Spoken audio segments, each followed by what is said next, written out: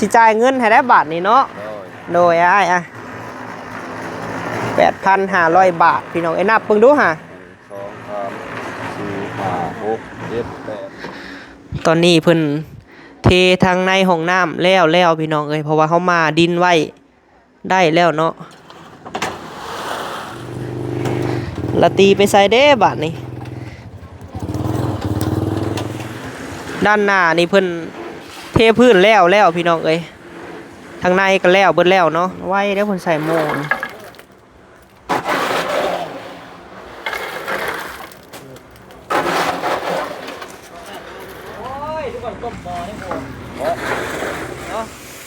มื้ออื่นวันที่31บ่มื้ออื่นนี่31ผักบาทเดียวเพิ่นว่าโอ้เนาะเรือนซานไม่บิ่งพอเพชรพี่น้องก่อแล้วทั้งพี่กะตู้ข่าวหันมันบ่อ้ายตู้ข่าวหันแม่นบ่ตู้ข่าวหันข่าวห้องน้ำเฮือนครัวหันตันเลยโอ้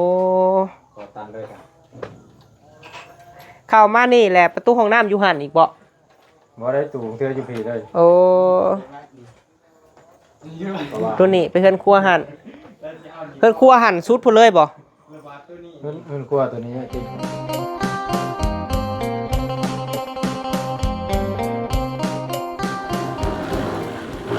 สบายดีเมตู้โดยสบายดีสุขุสุขคนได้พี่น้องเด้อเนาะพบพ่อกับเมตู้กับบ่าวพามีกับลาตีอีกแล้วพี่น้องพี่น้องบรรยากาศป้านั่งเฮียงกันซอย3คนแบบนี้นี่กะหายากอยู่ได้พี่น้องเนาะ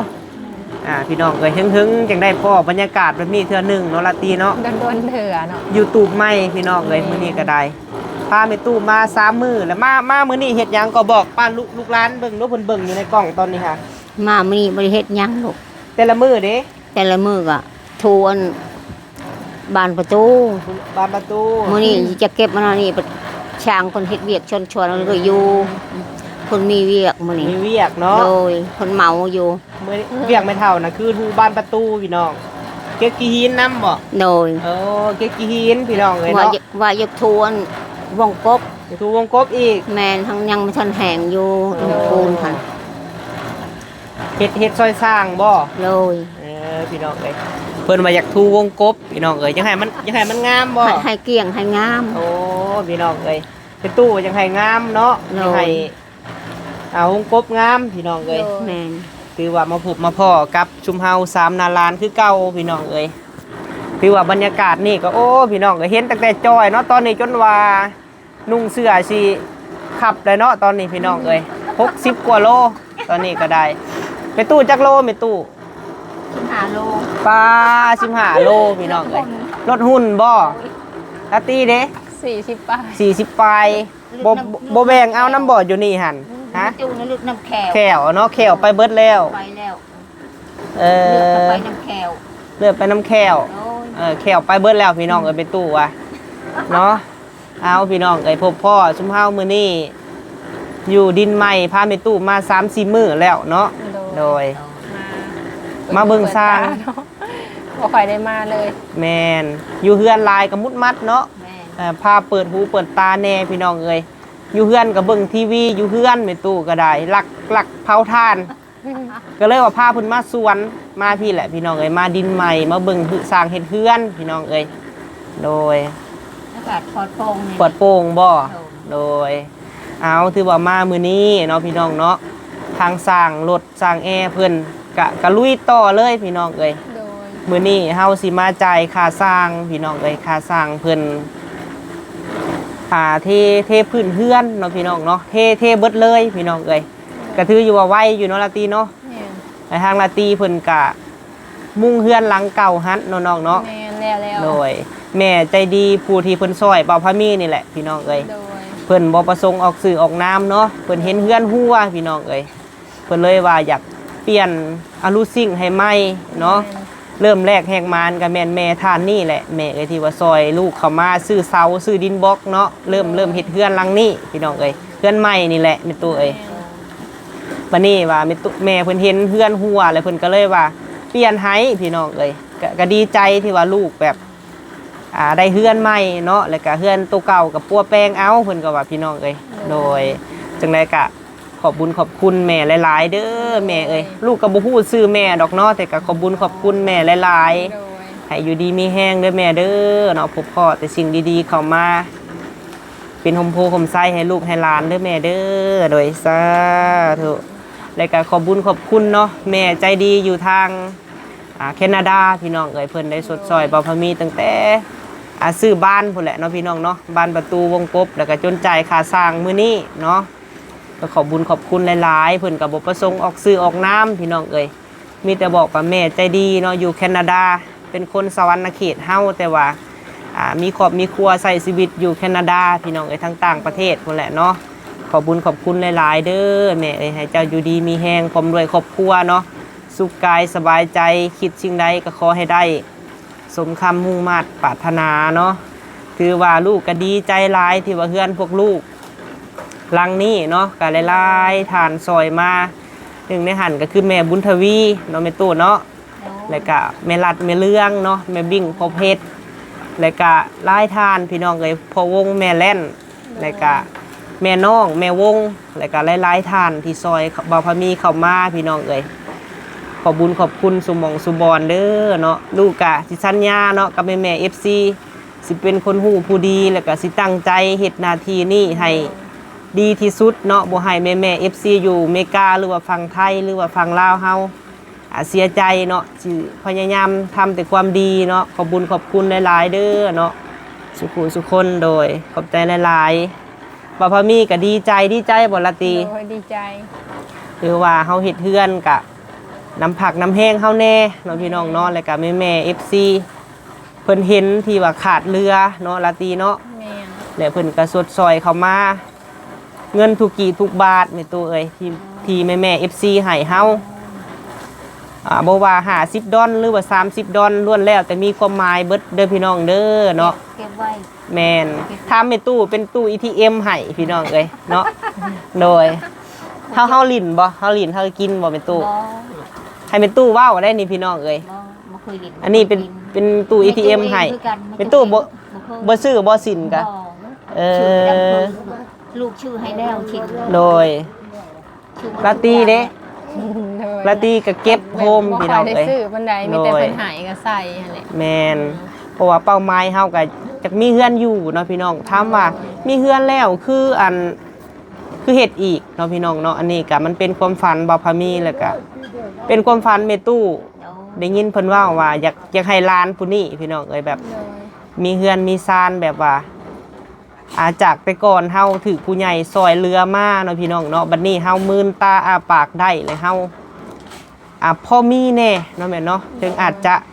บ่หลายมากมายพี่น้องเอ้ยแต่ก็หากินเงินเดือนแหละแต่ละมื้อนี่เนาะแต่มันอาจจะบ่หลายพี่น้องเอ้ยแต่ก็เฮ็ดไป เก็บกันทั้งนั้น แม่น เก็บเก็บ10พี่น้องเฮาแทบจะบ่ไปลิ้นบ่มีบ่ได้เคยไปลิ้นไสเนาะพี่น้องคันบ่มีการมีงานก็แม่นแทบจะบ่ได้กินหยัง ประหยัด แหละเพราะว่าเฮาอยากได้พี่น้องเอ้ยเพราะว่ากินนี่ถามว่าอยากกินแนวแซ่บบ่คือแซลมอนนี่อยากพี่น้องแนวแซ่บเนาะแต่ว่าเฮาคิดว่าเฮากินมื้อนี้มื้ออื่นเฮาก็อยากอีกพี่น้องแต่ถ้าเฮาเก็บเงินจำนวนที่ว่า50ดอล40ดอลแม่ FC ให้นี่มาซื้อเป็นบล็อกเนาะละตีเนาะเป็นปูนเป็นเสาพี่น้องเฮาก็จะได้เฮือนแม่นแล้วเฮาก็จะได้อยู่เนาะพี่น้องหามากับบ่แม่นน้อยพี่น้องเอ้ยตั้งแต่เริ่มเฮ็ด YouTube มาตั้งแต่เริ่มแรกพี่น้องเอ้ยเริ่มแรกแขกมานก็เฮ็ด YouTube แล้วก็เก็บหีโฮมไว้เนาะพี่น้องเนาะ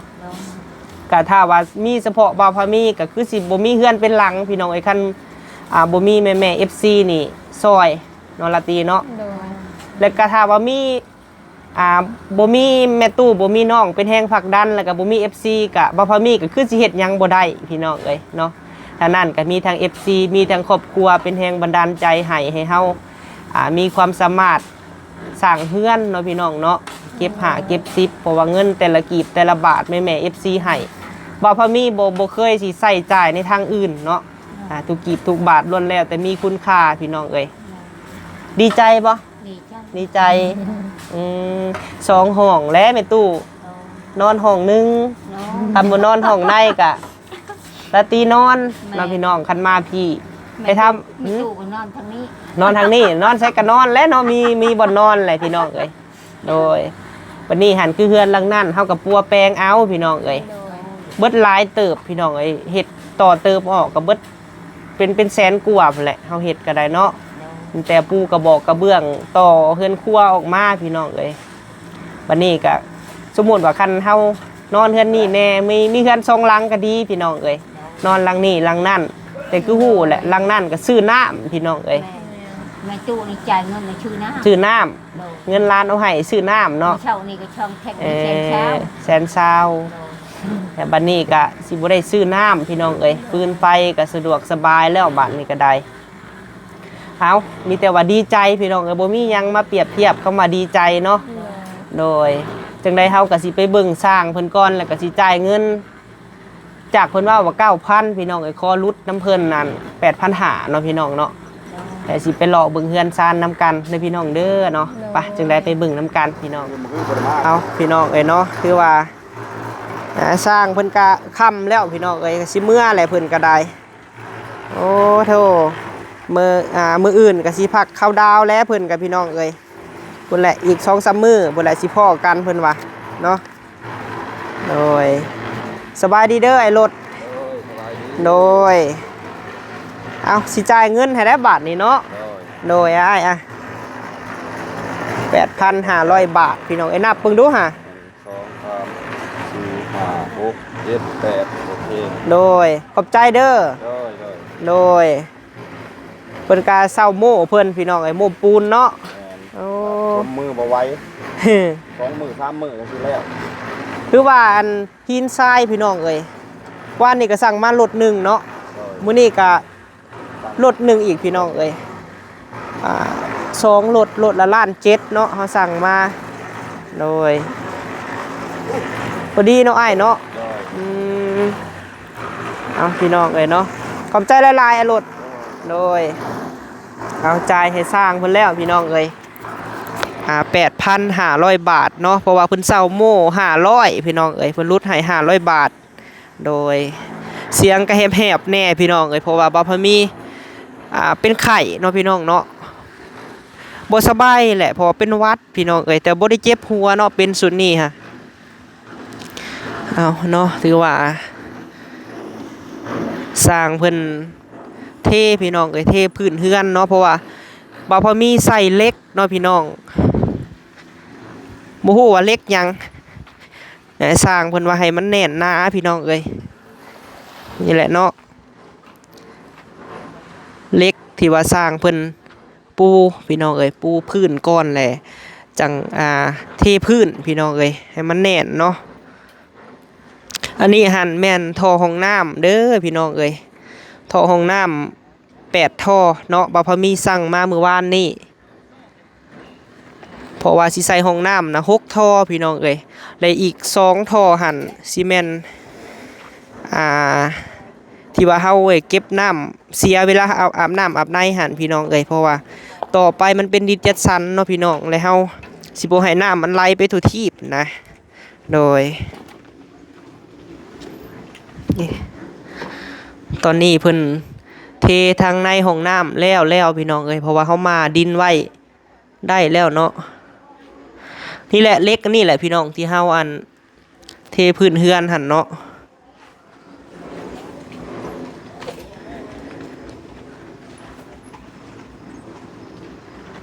เล็กยังก่อสร้างเพิ่นเอิ้นนี่ค่ะไม้เมตรโอ้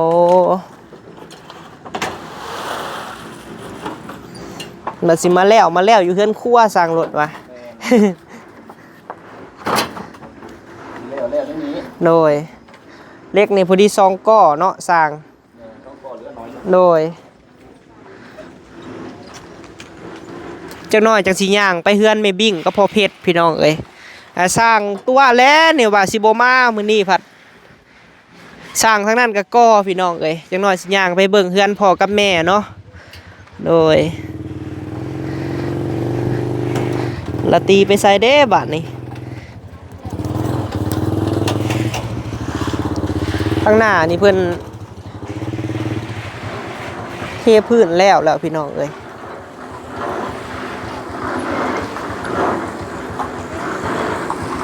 สิมีเสียงรบกวนแน่เนาะด้านหน้านี่เพิ่นเทพื้นแล้วพี่น้องเอ้ยทางในก็แล้วเบิดแล้วเนาะสายจวดขนาดทีมงานสั่งรถพี่น้องเอ้ยไว้แน่เพราะว่าเพิ่นใส่โม้ปูนพี่น้อง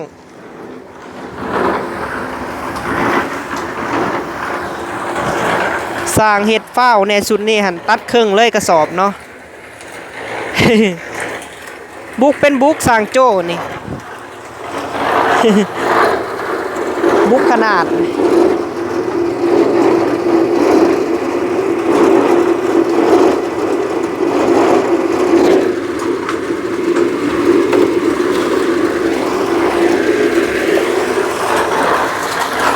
เพราะว่าเพิ่นใส่โม่นี่ไว้แน่พี่น้องเอ้ย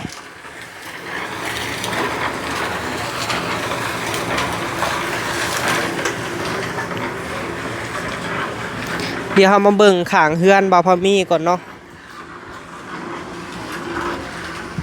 เพราะว่าระหว่างทั้งหน้าเฮานี่แหละพี่น้องเพิ่นสิโอ้นี่ก็ห้องน้ำบ่นี่ค่ะโอ้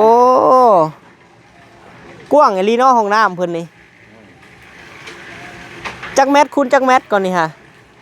3 เมตรคูณ2 เมตรโอ้3 คูณ 2นี่แหละพอดีเฮากับห้องน้ำซึ่งนี่พี่น้องเอ้ยนี่แหละเนาะกะสิบ่ห้องน้ำนี่ประมาณใกล้กันนี่แหละพี่น้องเอ้ย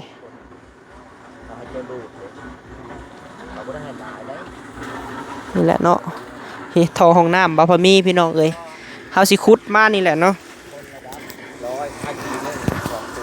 นี่แหละ8ท่อเลยพี่น้องเอ้ยใส่อยู่นี่อันนี้เพิ่นเฮ็ดซึมเลยบ่นี่ค่ะเฮ็ดแบบดูดบ่แบบดูดเออบ่มีให้แบบซึมแล้วก็แรกของเฮาอยากเสียโอ้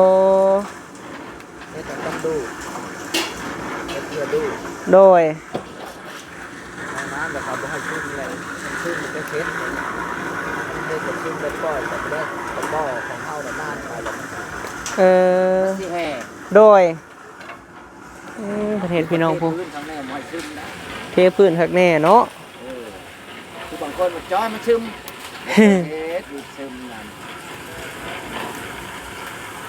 มันบ่ได้นั้นตอนนี้ดอกโดยแต่บางของเจ้าจะเอาคืนแล้วมันยาก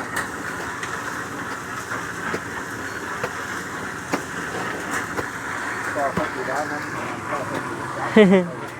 อันนี้หันออกมาแต่ห้องน้ำพี่น้องเอ้ยเนาะทอนี่แหละโดย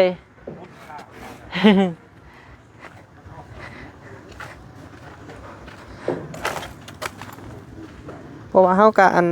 ห่างออกจากขั้วไว้พี่น้องเอ้ยยันบัดหน้าแล้วมันยากเนาะ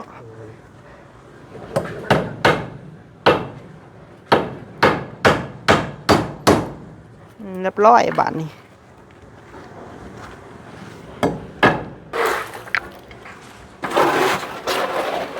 ไว้แล้วคนใส่โม่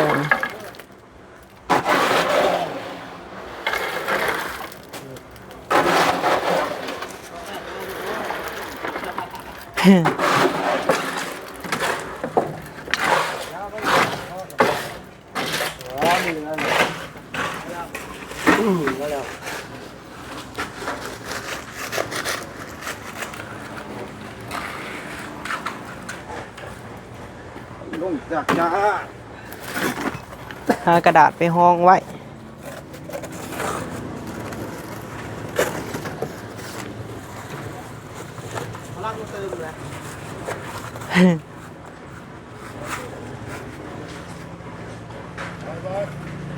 ฮะนี่พื้นวะนี่พื้น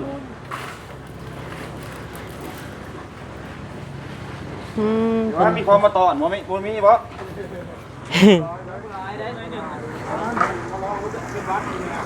ได้จมอยู่กับกินช่องมือเจ้าเป็นเจ้าพี่โอ้ยทุกคนต้มบ่อให้หมดสร้างกะสิพักแล้วมื้ออื่นนี่พุ่นแหละแล้วอัน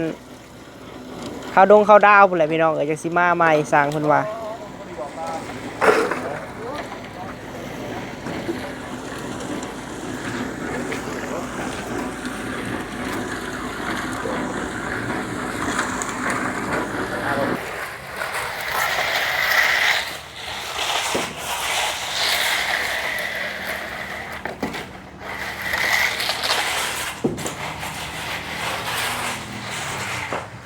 ไปพี่น้องเลยเนาะให้เบิ่งซ้ำนี่ซะก่อนเอาซะเนาะเดี๋ยวไปเฮือนแม่กับพ่อก่อนพี่น้องเอ้ยไปอัปเดตให้เบิ่งเฮือนแม่บิ่งพ่อเพชรก่อนเนาะเอาพี่น้องเอ้ยเนาะมาฮอดเฮือนแม่บิ่งแล้วเด้อบาดนี้พี่น้องเอ้ยใครแต่ว่าใกล้กันสบายดีเด้อสร้างเด้อบันส่วนสบายดีสุขุสุคนพี่น้องเอ้ยบ้าโธ่จะตัวคอยแล้วช่างนี่ว่าสิพักเวียกมื้อนี้ฮะบ่ได้พักมื้ออื่นได้พักแท้บ่มื้ออื่นนี่แท้บ่ปีใหม่แล้วเนาะโอ้คิดว่าสิลุยนะป้าเนาะก่อแล้วบาทนี้ทางนี้ก็จวดบ่ทางนี้เนาะมื้ออื่นวันที่31บ่มื้ออื่นนี่31ผักบาทเดียวเพิ่นว่าโอ้เนาะเรือนซานไม่บิ่งพอเพชรพี่น้องเอ้ยก่อแล้วทั้งพี่กะรวดเร็วว้าวยังเพิ่มบ่สร้างแล้วปีใหม่ก็แล้วปีใหม่บ่โอ้สลัดอยู่สร้างนี่เนาะแบบใส่เล็กใส่ยังให้มันเบิดหั่นนะความหมายมันเลยจังสร้างใหม่เพิ่นว่าโดยโอ้จบงามลายแบบซี่แหละเนาะสั่งร้อยเนาะนี่เฮือนครัวเนาะสั่งเนาะทางนี้เฮือนครัวเพิ่นว่าทางออกไปผู้เบื้องนั่นเลยโอ้เฮือนครัวห้องน้ำติดกันเลยพี่ห้องนอนเป็นบ่ห้องนอนโดยติดกับห้องน้ำนั้นเอามืออื่นทั้งพี่ผักกับทั้งพุ่นผักทั้งพี่กับสิผักคือกันแหละพี่น้องเอ้ยเสียงนี่มันทำเป็ดเทพแหละสบายบ่บ่สบายปีใหม่ได้ปีใหม่เนาะพี่น้องแหกมานให้บ่สบายซ้ำโอ้นี่แหละเนาะปลาห้องน้ำแม่เพิ่นก็กว้างลีพี่น้องเอ้ยก่อแล้วโลหิตอึ้งตึงอยู่เนาะวันทองแม่นนี่เฮือนครัวแม่เพิ่นมักแบบวิวธรรมชาติพี่น้องปลูกกบใหม่ใช่แม่นถ้าเพิ่นดุดเพิ่นเราก็สิเอาแล้วนี่และแม่เพิ่นคิดแผนถึกแล้วพี่น้องเอ้ยสมมุติเพิ่นขายตัวนี้เพิ่นดุดนี่ซื้อต่อเลยแม่เพิ่นว่า มานี่ห้องนอนพี่น้องสบายดีเด้อตู้เด้อโดยมานอนเฮือนบ่มากับไผผู้วงบ่เป็นตู้ค่ำพี่น้องเอ้ยตัวนี้นะห้องน้ำมันจะออกมาทางพี่โดยเพราะว่าห้องนอนในนี้เด้โดยน้ำใครมาพี่โอ้ขักเวเนาะตู้ข่าวหันมันบ่อายตู้ข่าวหันเป็นบ่ตู้ข่าวหันข่าวห้องน้ำเฮือนครัวหันตันเลยโอ้ก็ตันเลยครับเข้ามานี่แหละประตูห้องน้ำอยู่หันอีกบ่ได้ตู่เธออยู่พี่เลยโอ้ตัวนี้ไปเฮือนครัวหันสุดพุ่นเลยบ่เฮือนครัวตัวนี้เต็มห้องครับโอ้เต็มห้องเลยเนาะไปเฮือนครัวใหญ่ตัวนี้แล้วก็ตันเลยโดยปิดเลยปิดมาเต็มครับโอ้โดยใส่ลูกแก้วจากลูกอะอยู่นี่แล้วบัดนี้ได้ช่างลูกแก้วที่ใส่ทางนี้หรือทางนี้ก็ได้โดยถ้าแม่เบิ่งคลิปก็เบิ่งได้แม่เด้อว่าสิใส่จักก้อนเนาะจักลูกบ่เพิ่นเอิ้นนะแม่จักลูกเอาใส่แก๊ส1หรือ2แก๊สนะโดยอันนี้หาประตูห้องน้ำอยู่นี่เนาะอันนี้ปิดเลยบ่ตัวนี้ปิดเลยโอ้ใครประตูห้องน้ำก็คือห้องนอนเลยโดยเพิ่นควรก็ออกไปทางห้องนั่งเลยโดยอันนั้นหันทางเข้าประตูห้องนอนบ่อยู่ทางนี้แล้วแต่ว่ามาจุ่มได้นะโดย ต้องนอนเข้า ระหว่างจุดนี้หรือว่ากลางหรือว่าจุดหันเนาะอันนี้ห้องนอน มันจะอยู่บนใดบนหนึ่งเลย โดย มันต้องอยู่ข้างนี้นะหลังซ้ ปัญหาทางเข้าอันเพิ่นครัวบ่แถวเจ้าข้างหลังผู้ฮะ ำพวกเขาไปทางนั้น โอ้ น้ำหลอดกันไปก็ขึ้นทั้งจุ่มตัวนี้เลย โดย ไปเล็กเลยไปแน่ ใส่เล็กเลยเนาะวันนี้หาทางออกทางพุ่น ไปทางออกทางนั้นเป็นว่าออก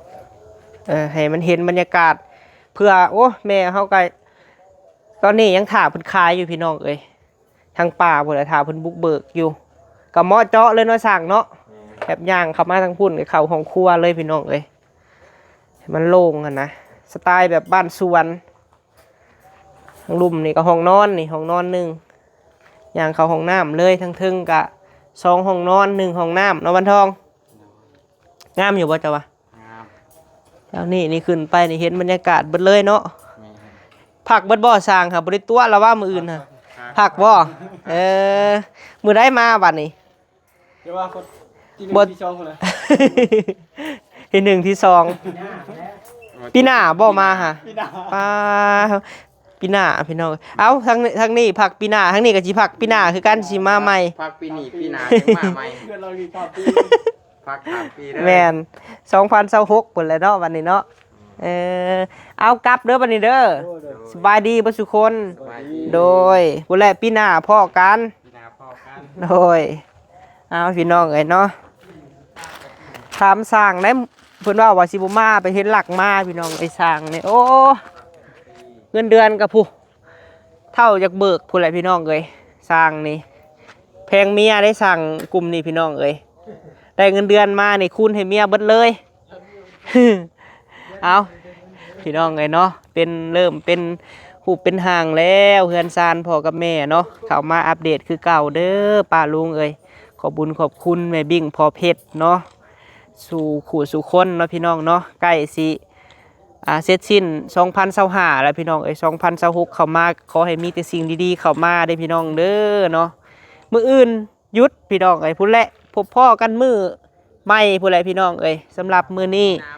ไปได้เด้อพี่น้องเด้อเนาะสบายดี